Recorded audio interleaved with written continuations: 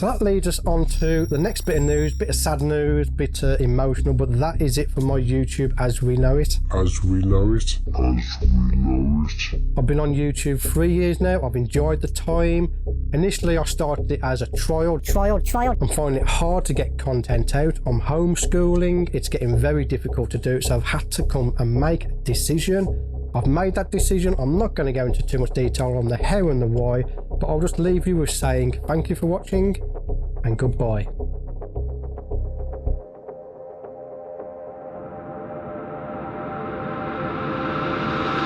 Well, I never said I was quitting YouTube.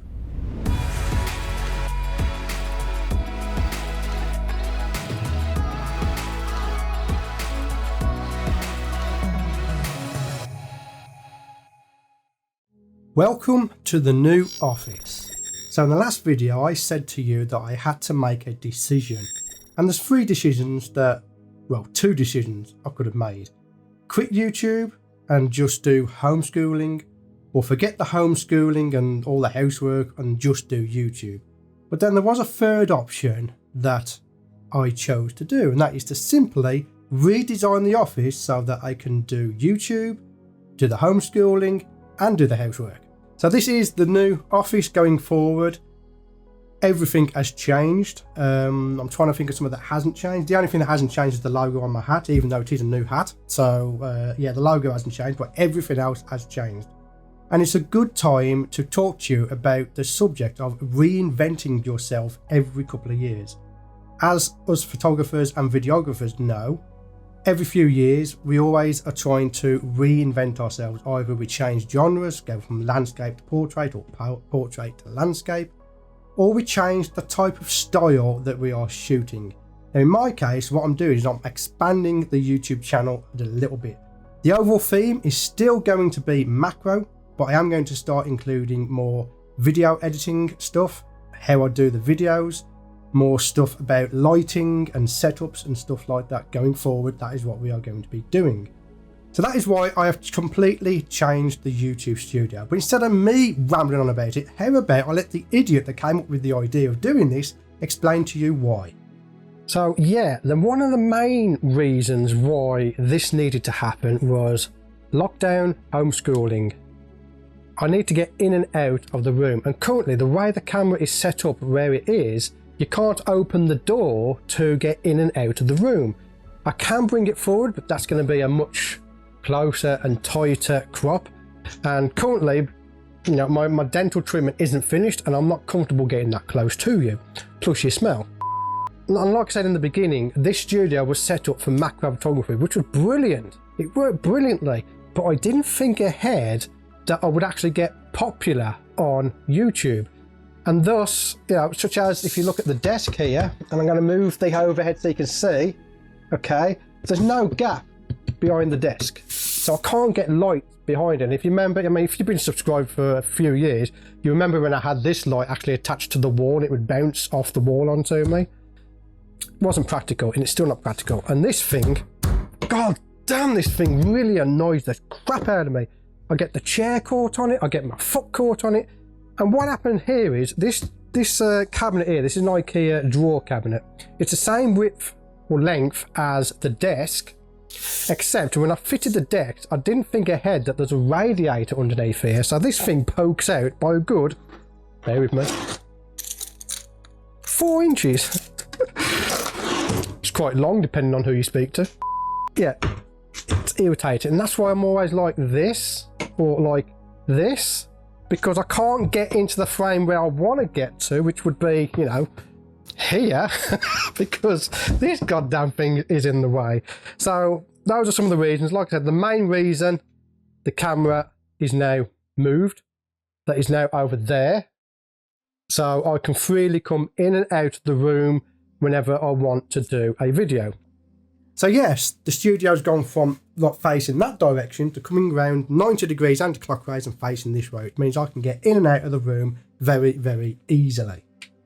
Another reason why I wanted to change the studio was the lighting setup. Now, although the lighting to you, the viewer, looked okay, to me, it was an absolute pain to set up. Let me explain.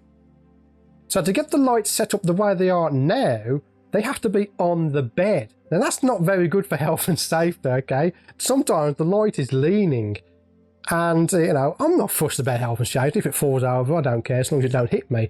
But the problem is every time I want to do a video, I have to set the lights up and then break them back down afterwards. And one, that is an absolute pain in the butt to do, and two, the result is inconsistent lighting on every single video. The lighting changes very slightly. You may not see it as a viewer, but I see it as a creator. It changes very, very slightly. So now I have the lights permanently set up. I can just move them around on the back of the desk, unlike I could before, to depending on what scene I'm shooting. If I'm doing an unboxing, a photography video, or I'm doing an editing video, it can just move around this area of the desk and light it up nice and bright. And on a side note as well, I don't even have to turn the lights on and off via their switch or their plug. I can actually do it via my phone. So check this out. There we go. And up behind me, I have my spiders. So you can see there's an orange glow. Those are the spider lights that shine up to light up the spiders, allow them to explore. So when I turn on the studio lights, those turn off and all the studio lights turn on, all wirelessly. And I can even get Siri to do it for me. Hey Siri, turn off the studio lights. Okay. How awesome is that? Hey Siri, turn on the studio lights. Okay. So now instead of me having to spend an hour setting up the lights, and like I said before, this main light had to go on the bed in order to get it set up the way it was. Instead of me having to do all that, all I've got to do now is I click on a button, turn it on, press record on the camera, and now I can record a video. And more importantly, the lighting is going to be more consistent. Now, of course, I am going to be changing up the lights a little bit as I edit the videos. I'll come up with better ideas, so it will change slightly. But if I wish, I can have the light exactly the same in every single video, which is very good on the editing side because it means I can get videos out quicker. So let's talk about the paint for this new studio. In the old studio, we had a light colour that was on a silk, so it bounced light all over the place. Great for macro photography, not so good for videography. So now in this new studio, I have a dark theme. This is the Velspar paint from B&Q. It is the theme Gritty, and it is in a matte theme. It soaks up the light, so the light is more easily controlled in this space now. Now I hope you can tell the difference with the audio. On the last studio we had a little lapel mic that picked up everything, including the birds squeaking outside. This new microphone, which is the Rode VideoMic NTG, doesn't pick up any of that. However, there is a lot of reverb in this studio space for the simple fact I can't soundproof the room. One, this isn't my house, it's a rented property. Two, the outside walls suffer heavily from condensation, so if you used to put anything like soundproofing on the walls, it would soak it up like a sponge. The chimney breast next to me, that's leaking, so I can't put anything on there, and also the roof leaks. So we're stuck with the audio that we got, but I will try to clear it up as much as possible, but I hope you can easily tell a difference between this microphone and the lapel microphone. So let me take you around the studio. So we have this desk here. This is the unboxing desk. So the desk surfaces are made from dark oak kitchen surfaces that I've cut up to size. It's a custom sized desk. It made sense to get these because I was using IKEA desks before, and they, if you get a dent in them or anything, the moisture gets inside. You start getting these little bumps and stuff all over the place. It was just awful. Well, now if I nick or mark this desk, all I need to do is rub it down and restain it, so this desk will be with me for a very long time. Like I said, this is the unboxing table. We've got an overhead camera here. I have my camera here just as an example. So you can see there we have the overhead, we have the table, and I can unbox things without having to move back and forward from the desks like we did on the old setup. To my right is the desk where I'm going to be doing the photography. I'm really looking forward to using this space. There's a lot more space. There's a lot more height. If you remember the video with the skeleton leaves, I was limited on how high I could get. Well, now I can go all the way up to the ceiling if I wish to. There will be an alternative camera here as well, so that'll be looking down on whatever it is I am photographing. So behind me, I have some RGB lighting, so I can change those to any color I wish. So if I do a a rant video about a certain software company, I can change them to red if I wish to. Behind me, I also have my shelves of obsolete gear. So on that shelf goes the obsolete gear that I no longer use in my day-to-day macro or video use. So any gear that I upgrade from, such as if I upgrade a lens or camera body, the old camera body or lens will go onto that shelf. And above there, I also have my spiders. Let's check out the space behind me. So this is my editing setup. So here I'm going to be able to edit pictures, edit video, edit audio, and show you exactly what I'm doing, such as here. I'm taking a look at my favourite image from last year in Lightroom, and I'm going to be able to take you through it a lot easier. So the difference with this setup now is because the way the desks are set up, I can get my main video light behind the desk to light me up. So when I'm doing an editing video like what you're seeing here, I have better lighting than I did before.